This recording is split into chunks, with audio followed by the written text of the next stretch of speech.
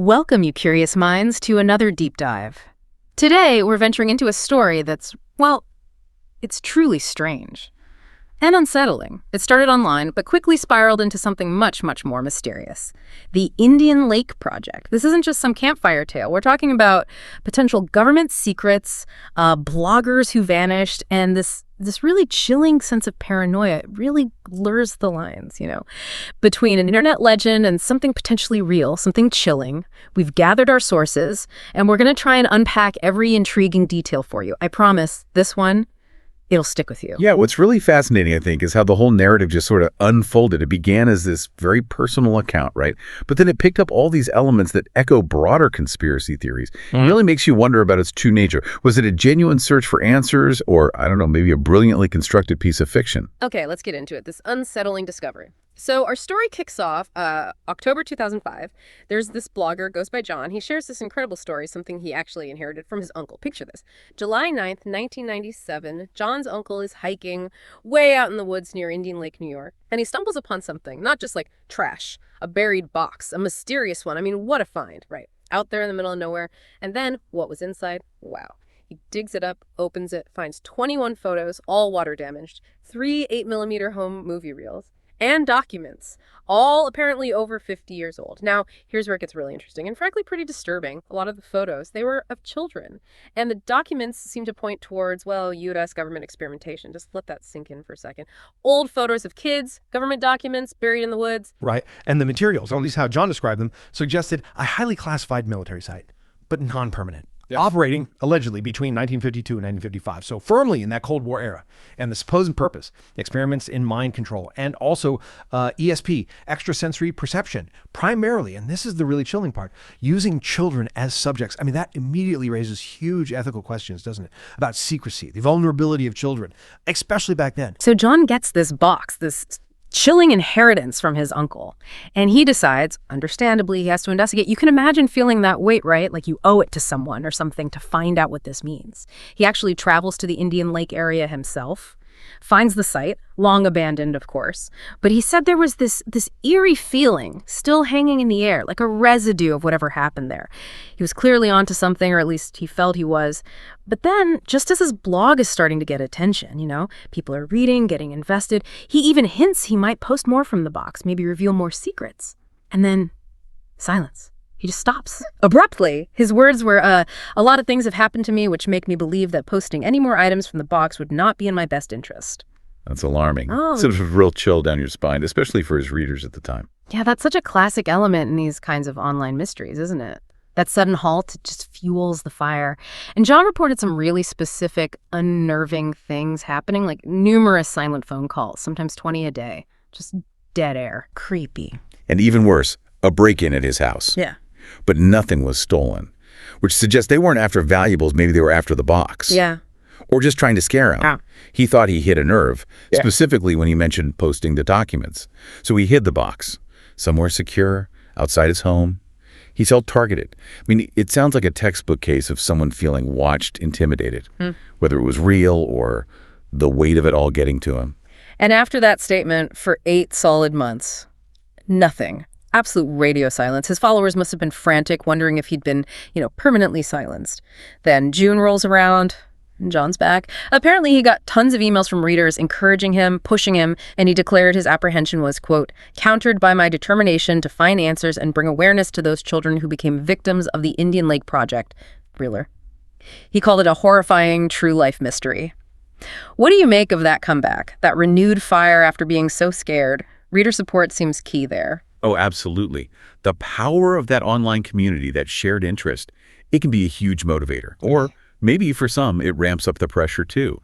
And during that time off, John made some huge life changes. Changes that suggest this wasn't just a side project anymore. He split up with his wife. He moved to New York State, specifically to be closer to Indian Lake. Wow. Yeah, this was clearly becoming all-consuming for him. It let him go back to the site more easily. And on those later visits, he apparently found more structures, more roads, things he hadn't seen before. It suggested the whole operation, this alleged project, might have been even bigger, more complex than he first thought. Like the secret was deeper the stakes, in his mind at least, were definitely going up. So John's back blogging, back searching, and this renewed activity attracts someone, an unexpected contact. He gets an email from a woman, and she claims she has firsthand knowledge of the camp, how it worked. She says her father was stationed there, and the things she heard, especially about the children, quote, would make your jaw hit the floor. I mean, talk about a potential breakthrough, right? For someone deep down this rabbit hole, that must have felt huge, validating almost. Totally. But this is where the plot really, really thickens. It adds this whole other layer of intrigue and maybe danger.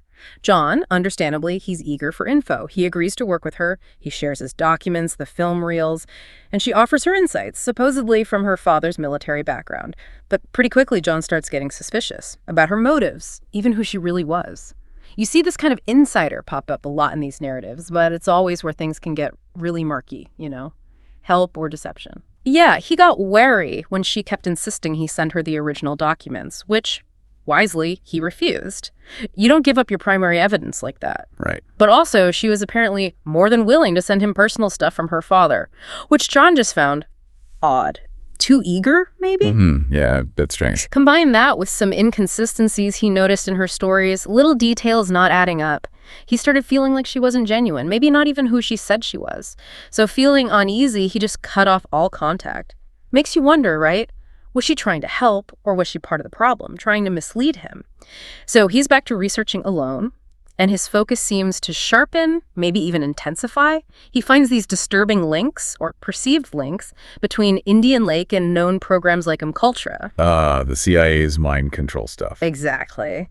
The real-life, documented, controversial experiments from the Cold War, specifically connecting it to child experimentation. His thinking is clearly making bigger leaps now. He even speculates, could the experiment still be going on? Maybe with the original children, now adults. He finds info about a supposed mass grave in Canada for dead children. He starts drawing lines to Nazi research, even the Jonestown massacre. His posts get, increasingly frantic. You can feel the urgency, the fear building in his writing. He's not just an investigator anymore. He seems deeply, personally entangled. Yeah, the escalation is really striking, from finding a box to believing he's caught in this massive ongoing conspiracy. He keeps going back to Indian Lake. Eventually, he claims he found an underground bunker where the children were supposedly housed. Grim stuff. Definitely. And his paranoia just skyrockets. He believes he's being cloaked, followed. He reports seeing 2 hunters carrying shotguns, but way outside of hunting season, in that remote area. Plausible, maybe, but it fed his fear. Understandable. And he noticed a large, unmarked van seemed to be paying way too much attention to him, to his movements. I mean, these are all classic signs of someone feeling watched, right? Yeah. Whether it's real surveillance or perceived. Then came something really unnerving. Concrete, almost. He found a dead bird, left on his newspaper. Yeah. A classic silent threat, like a message. Visceral. And then, the ultimate symbol of covert ops, he claimed he saw a black helicopter hovering over the Indian Lake area. The black helicopter, of course. It just amps up that whole dilemma, doesn't it? Is this real danger, or is he spiraling? As a reader, you're just left wondering how much of this paranoia was justified. Where's that line? It's an incredibly tough line to pinpoint, and it raises a really important question. Because while John's posts did get more erratic, his fears, maybe they weren't entirely unfounded. Consider this.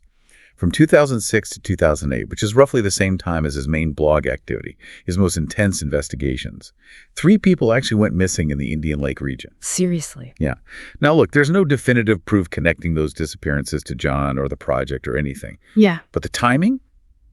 Well, it was certainly uncanny, isn't it? Chilling. A coincidence, or something darker happening in those woods. John's very last blog update was February 2013. He said he'd be posting updates to Twitter from then on. A change in strategy, maybe. But he never did. His Twitter account, it's still there. Just frozen.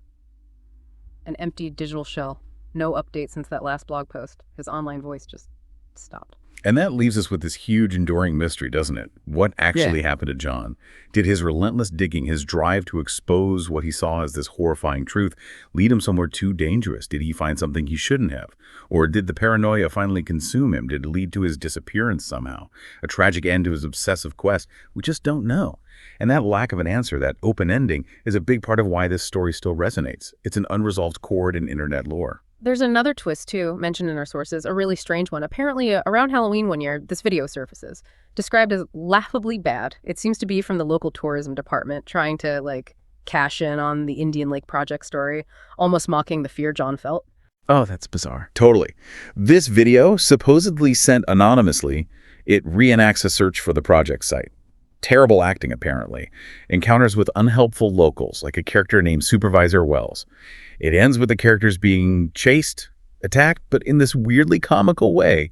It even asks viewers to look out for the missing people from the video itself. Wow, meta. Yeah, it's this strange, almost postmodern take on the whole thing, blurring lines between marketing, mystery, and maybe bad taste. What does that even mean for the story? That's a really interesting point. It forces you to think about how these stories evolve, how they're consumed, and connecting that weird video to the bigger picture. One of our sources basically lands on the idea that the entire Indian Lake Project story, as compelling, as scary as it feels, it's probably a hoax or an early ARG on the internet. An alternate reality game. Exactly. Yeah. For anyone unfamiliar, ARGs are these interactive stories that play out over time, using real websites, emails, sometimes even real-world locations to tell a fictional narrative. They blur the lines intentionally. So the strong feeling, while admitting we can't know for sure, is that it was likely fabricated. Maybe a really clever, evolving piece of online fiction designed to hook people in. What's fascinating about ARGs, if this was one, is how they play with our sense of reality. They mix fictional clues with things that feel real. The internet basically becomes the game board. And the Indian Lake Project, if it was an ARG, was a masterclass in making the audience feel like they were part of it, uncovering it themselves. The danger felt real. So it wasn't just a story to read, it was maybe an invitation to participate in this shared reality, whether it was fact or fiction. Makes you think about belief, doesn't it? How easily we get drawn into narratives, especially ones about secrets or things we fear. Definitely. We've all seen stories take off online, but what made Indian Lake stick around for so long? What gave it that creepy staying power? I think it's that potent mix. You've got these deep human fears, experiments on kids, hidden government power. But then you layer in things that feel concrete, like the actual missing persons cases in the area, or the blogger's very real, very abrupt disappearance. It taps into that distrust of official stories, that feeling that maybe there are hidden truths out there. And a good ARG gives players agency. It makes them feel like they are the investigators. It becomes their mystery to solve. That's incredibly engaging psychologically. Unforgettable, really. So we've walked through it, the strange, unsettling journey of the Indian Lake Project.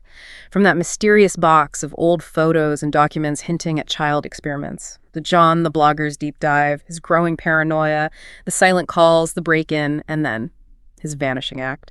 And finally, that weird tourism video and the pervasive theory that maybe, just maybe, it was all an intricate alternate reality game. It's a story that's definitely haunted the corners of the internet for years. Left us with far more questions than answers. Yeah, it really highlights how fast a story, even when starting online, with personal details, can just explode, take on a life of its own. It blurs those lines between what's real and what's just compelling fiction. And it feeds right into our fascination with secrets, conspiracies, the unexplained. It makes you second-guess what you read online. It's a powerful reminder, isn't it? How easily stories, even fake ones, can shape our perception if they're told well enough. How we seem to crave these tales of hidden danger and discovery. So what stands out most to you after all this? Is it the chilling possibility of real secrets, the fear John seemed to feel, or the seductive pull of a deep conspiracy theory? Or maybe just the artistry of a really well-played, deeply unsettling online game that pulled so many people in? It's definitely a compelling reminder of how stories grab us, whether they're fact or incredibly crafted fiction. They make us question, make us look closer. If you found this deep dive into the unsettling unknown as captivating as we did, please do like, share, and subscribe to our channel, Horror Docs. We'll have more chilling stories for you. Until next time, stay curious, and maybe stay out of the woods after dark. Stay safe.